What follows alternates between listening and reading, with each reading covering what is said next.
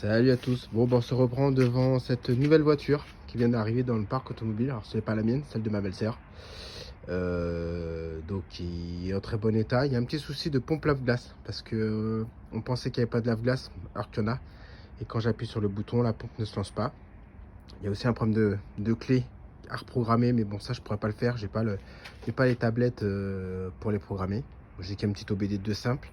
Mais en tout cas, c'était le but de cette vidéo, c'est un nettoyage. Regardez, avec la neige qu'on a eue récemment, parce qu'elle vient du nord, donc elle a enfin rejoint le soleil du sud-ouest, et bien il s'avère qu'elle a goûté au sel de l'autoroute. Donc on va regarder ça, voilà, ça c'est la rayure que je vous montrerai plus tard, qui s'enlèvera à la polisseuse. Pour savoir, on a une grosse rayure, vous la voyez, je la mouille, si elle s'efface, c'est que c'est une rayure dans le vernis. Donc ça, au polish, je pourrais la voir, mais ce sera pas cette vidéo là. Mais en tout cas, regardez dans quel état elle est.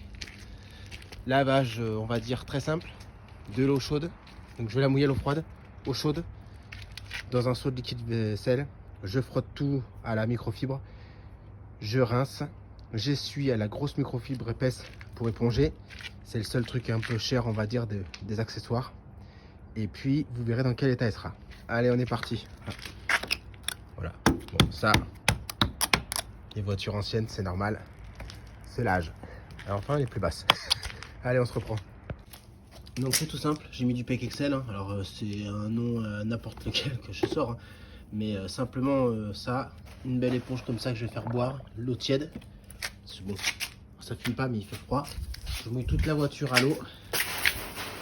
Et puis je passe l'éponge partout, microfibre pour enlever les endroits où c'est les plus sales, pour pas rayer. Et puis après je passerai la grosse éponge microfibre noire épaisse, si je me trompe pas, que j'ai ici, là, je la bois. Et puis ce sera tout propre, après avoir rincé. Allez, première étape, on mouille la voiture. Bon là je vous montre, elle commence à sécher, même s'il fait froid, ça commence à sécher, surtout côté soleil. Donc n'hésitez pas, même si vous n'avez pas fini tout le tour de la voiture, dès que vous vous rendez compte que c'est sec, vous remouillez, vous aspergez avec l'eau savonneuse et vous rincez derrière. Là, je viens de le faire ce côté-là, je vais de suite le rincer parce que c'est en train de sécher, donc la saleté va ressécher sur la carrosserie. Donc voilà, c'était juste pour vous expliquer ça. Et quand vous avez des petites traces comme ça, un petit coup d'acétone pour enlever cette trace, ça devrait partir. Après, attention, quand je vois ça, et bien, alors là on voit plus avec la mousse, mais c'est usé. Pour moi, cette baguette, elle a été enlevée du pare-choc et repeinte. Donc voilà, c'est un petit truc qu'on découvre, mais il n'y a rien de grave. Allez, je vais la rincer avant qu'elle sèche trop vite. Bon, l'exemple concret d'un endroit où j'ai rincé un peu trop tard. Regardez, je sais pas si on voit d'ici, c'est compliqué à savoir si vous pouvez vous rendre compte, mais regardez, vous n'arrivez pas à voir. Regardez comment. Alors je sais pas si ça s'avance sur la voiture, mais enfin ce qui est sûr c'est que elle est toute sale, donc je vais repasser un coup d'éponge dessus partout. Je vais la rincer de suite parce que si je laisse comme ça, c'est comme si j'avais pas bossé.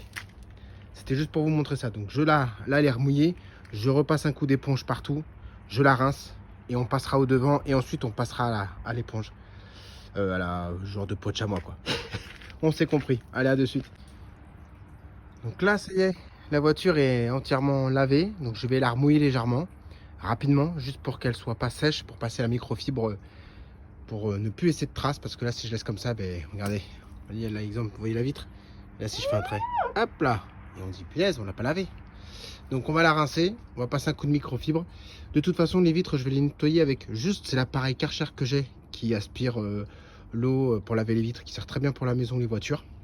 C'est juste le seul truc que j'utiliserai en outil qui, on pourrait dire, potentiellement est onéreux. Et encore sur le bon coin, il y en a plein qui en achètent des neufs qui les revendent 20 balles. Donc c'est pas, ça sert pour le ménage et pour les voitures. Donc je la remouille, je passe ensuite ma microfibre et puis on se retrouvera quand elle sera sèche. Et normalement, ce type de trace n'existera plus.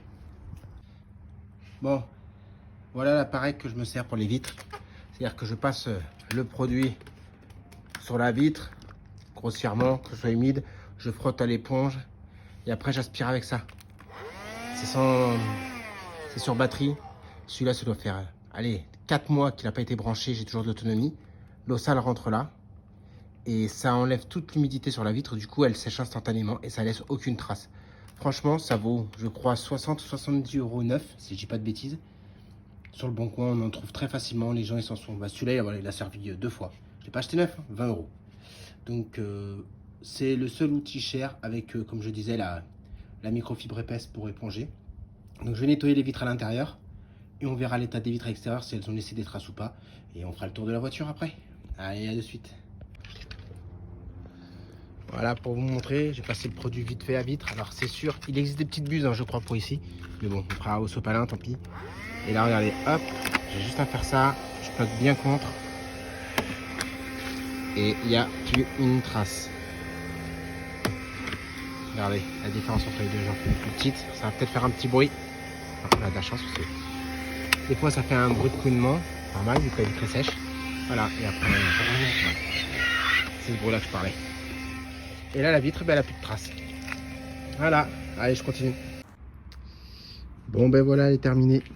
Donc, ça m'a pris 20 minutes. C'est vraiment un lavage. C'est pas un lavage magnifique au Karcher avec les shampoings, les machins, les cires. Mais ça coûte pas cher. Voilà. Hop, je cache la plaque.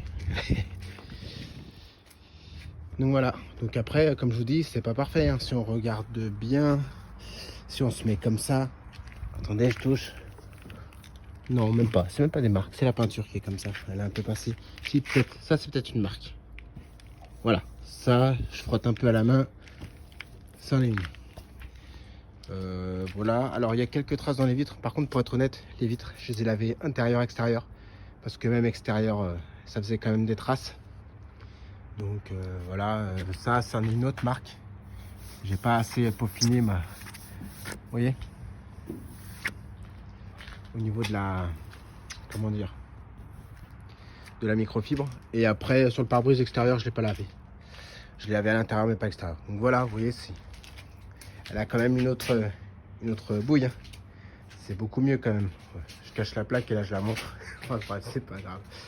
Donc maintenant ce que je vais faire, c'est que, alors, si je trouve, je vais vraiment débuter. Mais j'ai pas de lave-glace ni à l'avant l'arrière, donc c'est sûr c'est la pompe. Je vais regarder sur internet vite fait où est-ce que c'est. J'ai vu qu'ici il y avait la boîte de filtre d'habitacle. Je pense peut-être qu'elle est là la pompe, mais je suis pas sûr, donc je vais vite faire regarder sur internet où est-ce qu'elle se trouve. Et puis ben, si c'est intéressant, ce sera un petit vlog rapidos pour ça. Voilà, ben, j'espère que ça vous a plu.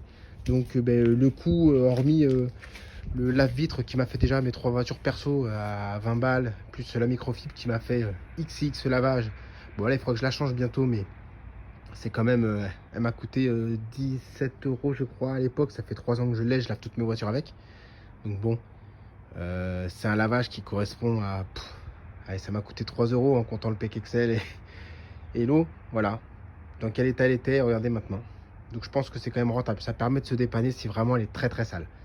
Mais c'est sûr que c'est pas un lavage au detailing. Ça c'est un métier, c'est des produits. C'est d'ailleurs pour ça que ça coûte aussi cher. Bon ben voilà, j'espère que ça vous a plu. Petit pouce bleu. Likez, abonnez-vous, parce qu'il y a toujours le projet du quad qui avance quand même bien. Je suis assez content, mais bon, ça, j'en parle avec mon pote AKX. Et puis, ben, on se retrouve peut-être pour ce lave-glace et on verra bien. Allez, à plus!